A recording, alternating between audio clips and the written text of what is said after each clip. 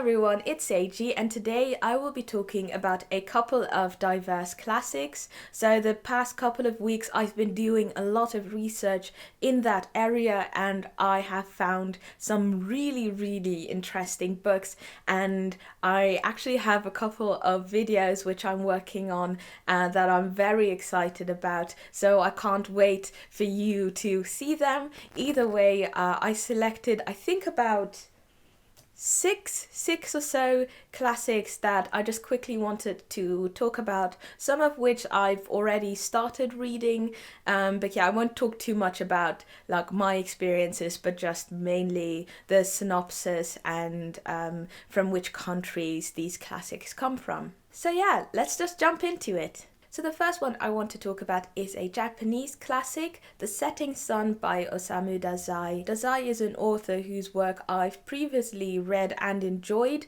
I read No Longer Human back in January, also made a video about that, link in the description box. Anyway, this book is set in post-war Japan, and it follows life in a nation that is in both social and moral crisis. In it, you get to see the destructive effects that war has on a country, and we also get to see Japan going from a feudal system to a more industrial society. This is a book I'm particularly interested in. A couple of years ago, I took a Japanese culture course, and there we got to see how Japanese society developed over time and changed.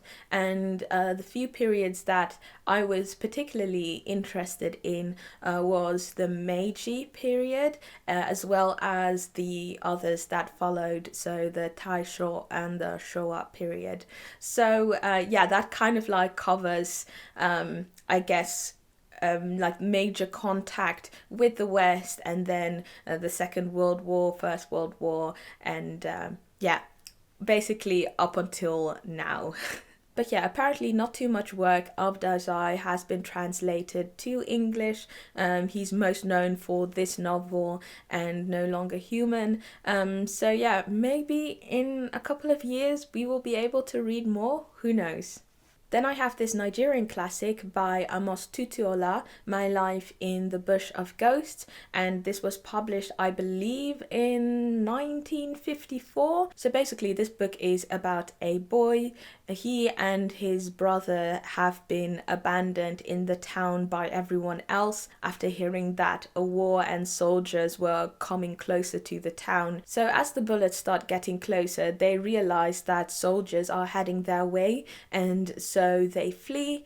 Eventually, this boy is far too young to run as fast as his older brother, so he tells his brother to just go and try and save himself. He ends up walking into a bush, which apparently is the Bush of Ghosts, and so he spends more than 20 years stuck in this place, being surrounded by weird creatures and ghosts. So yes, I have actually already started this book, and I do have to say that it was very hard for me to get into this story. So one thing Tutuola is very known for is using Yoruba folk tales and African storytelling. And so the thing with African storytelling is that it is an oral tradition. And so mainly what you have is this storyteller standing in front of people and telling a tale. So there is a lot of repetition to remind people what he's talking about, and a lot of backtracking as well, and gestures and things that you just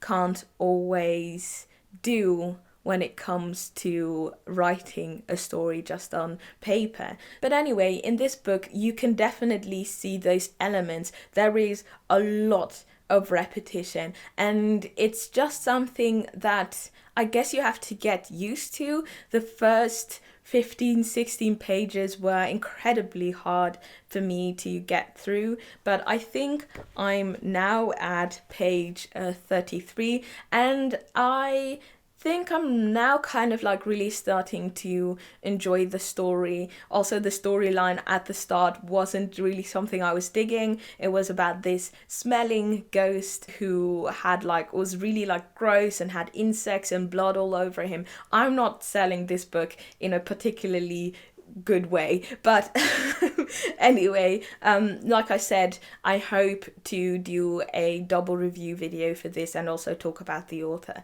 So I would hold off on judgment for now. Then I have another Japanese classic. Can you see that I really enjoy Japanese literature?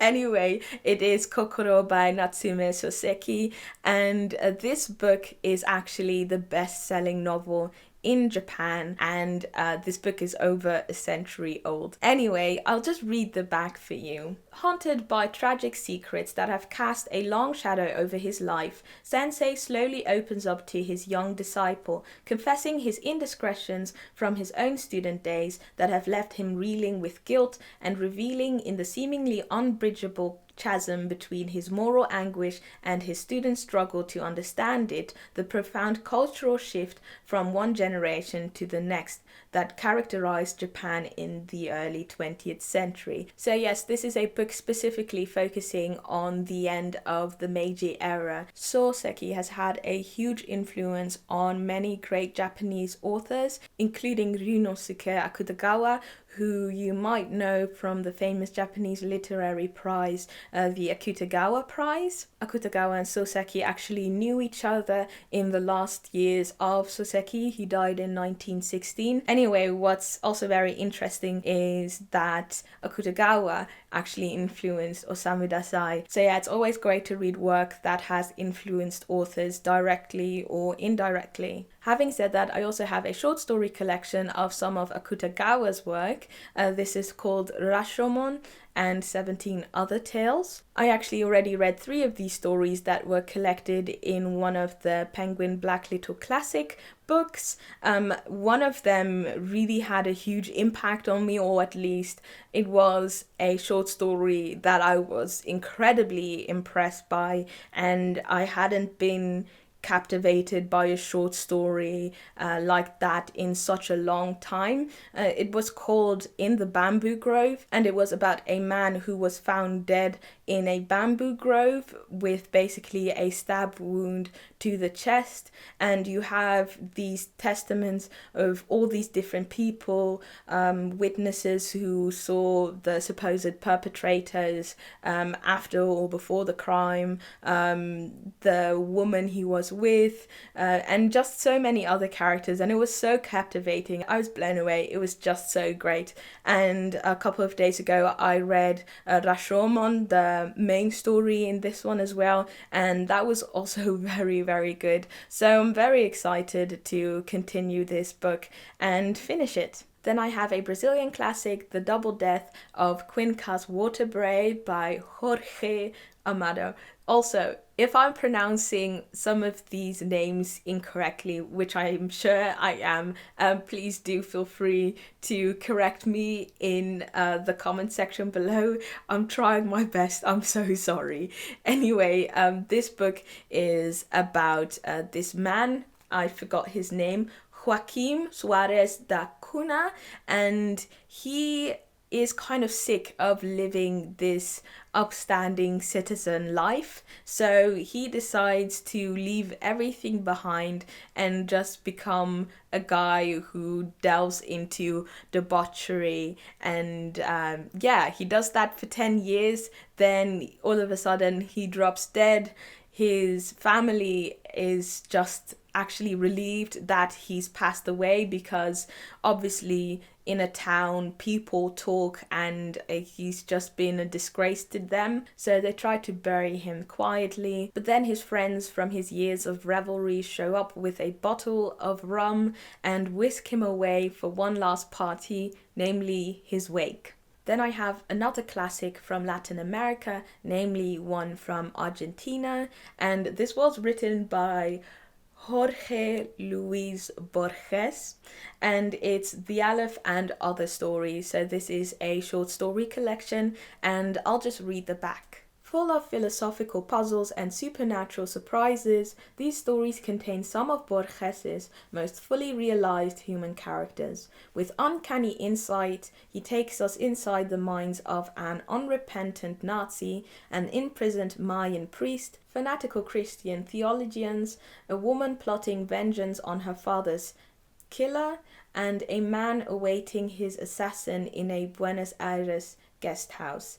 This volume also contains the haunting brief vignettes about literary imagination and personal identity collected in The Maker, which Borges wrote as failing eyesight and public fame began to undermine his sense of self. Then finally, I have a classic written by a Filipino-American, namely Carlos Bulosan, and the book is America is in the Heart. This is a semi-autobiographical classic, and it is an account of what it's like to be criminalized as an immigrant, but at the same time being drawn to these ideals that America symbolizes. This sounds very interesting, and the back says that it is required reading on the struggle for social equality for all marginalized groups. So yeah, those were all of the classics I wanted to talk about in this video. Let me know if you've read a couple of these or if you're interested in any of these. Yeah, I would love to hear your thoughts in the comment section below. Either way, thank you so much for watching. If you like this video, give it a thumbs up, subscribe if you haven't already, and I will see you in the next video. A huge thank you to Barbara, Klavak, Chris, Diane, Jen, Nikolai and Tara for supporting me over on Patreon.